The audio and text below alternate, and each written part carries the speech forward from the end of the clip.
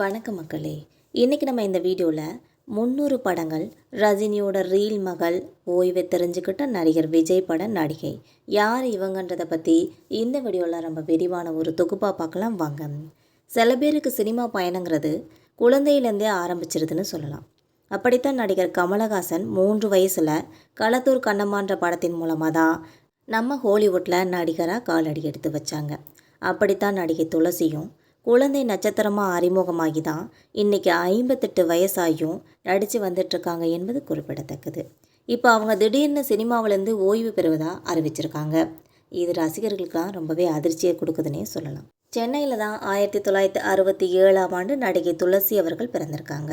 தமிழ், தெலுங்கு, கன்னடம், போஜ்புரின்னு சொல்லி பல மொழிகளில் 300க்கும் அதிகமான படங்களில் நடிச்சிருக்காங்க என்பது குறிப்பிடத்தக்கது. தமிழ் மொழியில் 1973ஆம் ஆண்டு தான் கே. பாலச்சந்தர் அவர்களோட இயக்கத்தில் வெளிவந்த அரங்கேற்றம்ன்ற ஒரு படத்தின் மூலமாக தான் ஒரு குழந்தை நட்சத்திரமாக துளசி அவர்கள் நடிச்சிருக்காங்க. இதுக்கப்புறமா நடிகர் ரஜினிகாந்தோட நடிப்பில் வெளிவந்த நல்லவனுக்கு நல்லவன் படத்தில் அவரோட மகளாக நடிச்சிருப்பாங்க நடிகை துளசி அவர்கள். நடிகர் ரஜினிகாந்த், கமலஹாசன், சிரஞ்சீவி, மோகன்லால் இந்த மாதிரி முன்னணி நட்சத்திரங்களோட நடித்து வந்த நடிகை துளசிக்கு 2014 வெளியான பண்ணையாரும் பத்மினிங்கிற படம் தான் ஒரு நல்ல வரவேற்பை வாங்கி கொடுத்துச்சுன்னே சொல்லலாம். நடிகர் அஜித்தோட மங்காத்தா படமும், நடிகர் விஜயோட சர்க்கார் படமும், நடிகர் விஷாலோட ஆம்பளை படமும், வீரவாகை சூடுங்கிற நடிகை செம்புவோட வெந்து தணிந்தது காடு, சபாநாயகன் சொல்லி நிறைய வெற்றி படங்களையும் நடிச்சிருக்காங்க என்பது குறிப்பிடத்தக்கது. கடைசியாக ரீசண்டாக வெளிவந்த ஆறாமலேன்ற படத்தில் நடிச்சிருப்பாங்க. 2 முறை நந்தி விருதை வாங்கியிருக்காங்க என்பது குறிப்பிடத்தக்கது. இது தவிர டிவி சீரியல்களையும் நடிச்சிருக்காங்க. தன்னோட 28 வயசில் ஒரு கன்னட இயக்குனரான சிவமணியை காதலித்து திருமணமும் செஞ்சுக்கிட்டாங்க. அவங்களுக்கு சாய் தருணுன்ற ஒரு மகனும் இருக்கிறாங்க. திருமணத்துக்கு அப்புறமா நடிப்பிலேருந்து விலகியே இருந்தாங்க.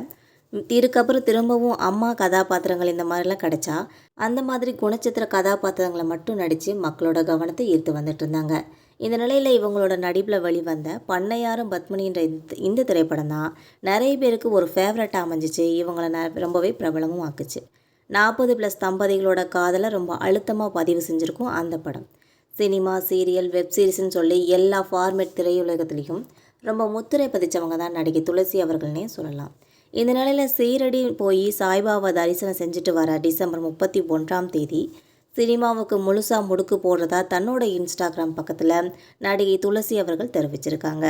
இது மட்டும் இல்லாமல் புதிய சுதந்திரத்தோட ஒவ்வொரு நிமிடத்தையும் கொண்டாடுறதுக்காக நான் எதிர்நோக்கி காத்திருக்கிறேன்னு சொல்லி தகவலையும் நடிகை துளசி அவர்கள் இன்ஸ்டாவில் தெரிவிச்சிருக்காங்க. மக்களே, இதை பற்றின உங்கள் கருத்து என்னென்னு கமெண்ட் பாக்ஸில் தெரிவிங்க. மறக்காமல் சப்ஸ்கிரைப் பண்ணி லைக்ஸ் பண்ணி ஷேர் பண்ணிக்கோங்க. தேங்க்யூ.